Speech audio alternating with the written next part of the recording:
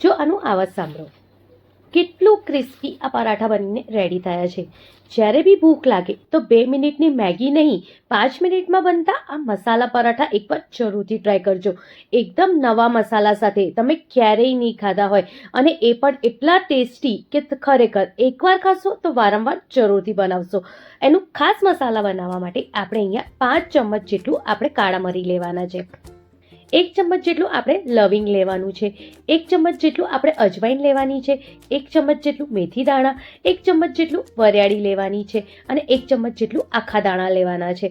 7 થી 8 નંગ જેટલા આપણે આવી રીતે લાલ મરચાંના લેવાના છે, અને 2 થી 3 આવા નાના કટકા તજના લેવાના છે. 1 ચમચી જેટલું જીરું લેવાનું છે. થોડું આપણે કડી પત્તાની જે એક દાળખી આવે છે એ આખી નાખીશું. લીમડાનો ટેસ્ટ આની અંદર બહુ જ સરસ આવે છે. હવે બધાને આપણે એકદમ ધીમા ગેસે શેકી લઈશું. એકદમ ધીમા ગેસે જ્યારે આપણે શેકીએ ને તો બધા જે આ મસાલા છે એનો બહુ જ સરસ ફ્લેવર આવે છે. એને જ્યારે આપણે શેકીએ તો એની બહુ સરસ સ્મેલ બી આવશે. એકદમ ધીમા તાપે જ્યાં સુધી કલર બદલાય ત્યાં સુધી આપણે એને શેકવાનું છે. જ્યારે આપણે શેકીએ ને ત્યારે કંઈક આવા એકદમ સરસ ક્રિસ્પી મસાલા થઈ જાય. ગેસની ફ્લેમ બંધ કરીને મસાલો ઠંડો થાય પછી એમાં આપણે 1 ચમચ જેટલું મીઠું ઉમેરીશું. મસાલો જ્યારે એકદમ સરસ ઠંડુ થઈ જાય પછી આપણે એને પ્લસ મોડ ઉપર ક્રશ કરવાનો છે. આપણે એને આખા જ મસાલા રાખવાના છે, બહુ વધારે પડતો એનું પાવડર નથી કરી દેવાનું. જો કંઈક આવી રીતે આપણે એને ક્રશ કરવાનું છે. પ્લસ મોડ ઉપર બંધ ચાલુ કરીને જ્યારે ક્રશ કરીએ તો આવા સરસ મસાલો બનીને રેડી થાય. એના મસાલાના પરાઠા બનાવવા માટે આપણી જે રોટલીનો લોટ હોય એમાંથી એક આવી રીતનો લુઓ લઈ લઈશું.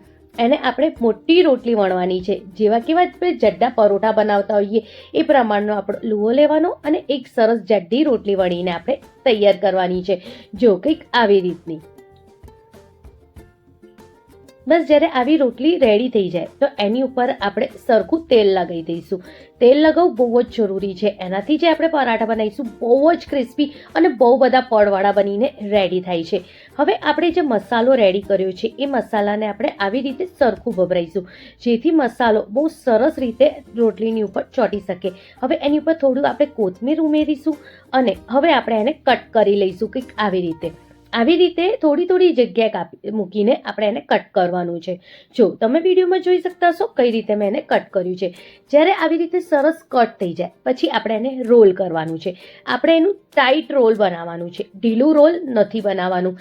જ્યારે બી આપણે આવી રીતે ટાઈટ રોલ વાળીએ ને તો બહુ જ બધા પરતો આપણી બનીને રેડી થાય એની અંદર. બસ આવી જ રીતે એકદમ સરસ ટાઈટ રોલ વાળતા જવાનું છે, અને એક રોલ જ્યારે વળાઈ જાય ત્યારે આપણે બીજી પટ્ટી ઉપર મૂકવાનું, અને બીજી પટ્ટી ઉપર પણ એકદમ સરસ ટાઈટ રોલ આવી રીતે આપણે વાળતા જવાનું છે. જો તમે વિડીયોમાં જોઈ શકતા હશો કઈ રીતે મેં એને વાળ્યું છે. બસ આવી જ રીતે પછી બીજી પટ્ટી પણ થઈ જાય તો ત્રીજી પટ્ટીની ઉપર એ આખું રોલ મૂકવાનું, અને ફરી એની ઉપર આપણે ટાઈટ રોલ વાળતા જવાનું.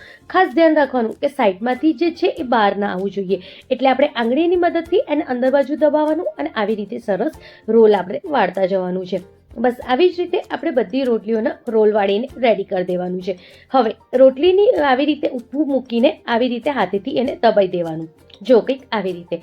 હવે ફરી આપણે એની ઉપર થોડો મસાલો ઉમેરીશું, જેથી આ પરાઠા જે છે ખાવામાં બહુ જ ટેસ્ટી લાગે.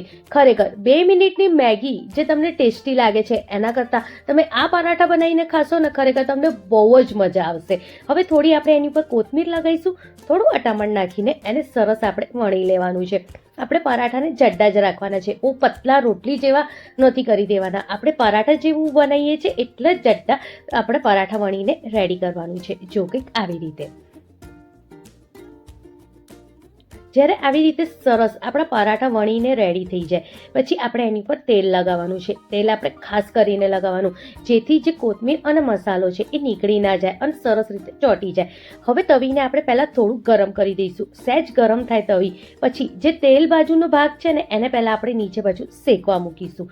હવે આને આપણે મીડિયમ ફ્લેમ ઉપર આપણે શેકવાનું છે. બહુ હાઈ ફ્લેમ બી નહીં અને બહુ લો ફ્લેમ બી નહીં, મીડિયમ ફ્લેમ ઉપર જ આપણે એને શેકીશું.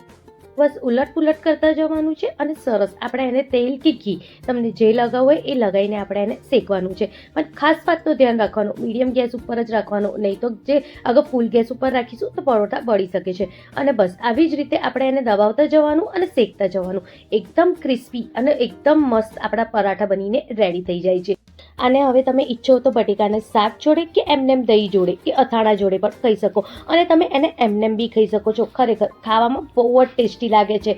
તમે એકવાર તો આ મસાલા પરોઠા જરૂરથી ટ્રાય કરજો. રેસીપી ગમી હોય તો લાઇક, શેર, કમેન્ટ કરવાનું ના ભૂલતા. મળીએ એક નવી રેસીપી સાથે. એની જોડે જે બટેકાનું શાક છે એની રેસીપી જોતી હોય તો કમેન્ટ કરો, હું પણ તમને બતાવીશ. ફક્ત 10 જ મિનિટમાં આ બટેકાનું શાક રેડી થઈ જાય છે.